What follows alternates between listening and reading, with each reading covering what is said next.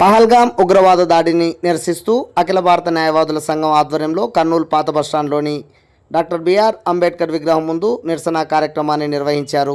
నిరసన కార్యక్రమాన్ని ఉద్దేశించి ఐలు జిల్లా నాయకులు సింగరాజు లక్ష్మణ్, కెంగార కుమార్, వెంకటస్వామి మాట్లాడారు.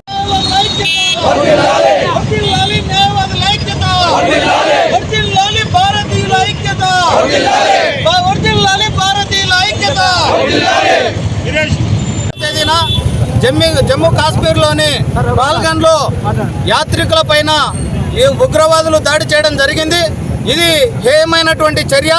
భారతీయులు దేశం మొత్తంలో రకరకాల పువ్వులు, పుష్పాలు ఎలా ఉంటావో, మంచి పార్క్ ఎలా ఉందో, భారతదేశంలో వివిధ కులాలు, మతాలు, అన్ని రంగాలు కూడా ఐక్యమత్యంతో ఉన్నారు. దాన్ని ఎట్లయినా విచ్ఛిన్నం చేయాలనేటువంటి ఉగ్రవాద ఘాతకానికి తెగబడ్డారు. ఈరోజు మన తోటి భారతీయులైనటువంటి వ్యక్తులను చంపడం జరిగింది. ఈ దుర్మార్గమైన చర్యకు కేంద్ర ప్రభుత్వం కానీ, అదేవిధంగా వివిధ రాజకీయ పార్టీలు కూడా ఈరోజు ఢిల్లీలో సమైక్యంగా కలిసి ఉన్నారు. ఆ విధంగా భారతీయులుగా, కులాలుగా, మతాలుగా ఏమున్నప్పటికీ మేమంతా భారతీయులుగా భారతదేశం జోలికి వస్తే ఏ ఒక్కరిని ఉపేక్షించేది లేదనే పద్ధతిలో ప్రతి భారతీయుడు చెప్పాల్సినటువంటి అవసరం ఉంది.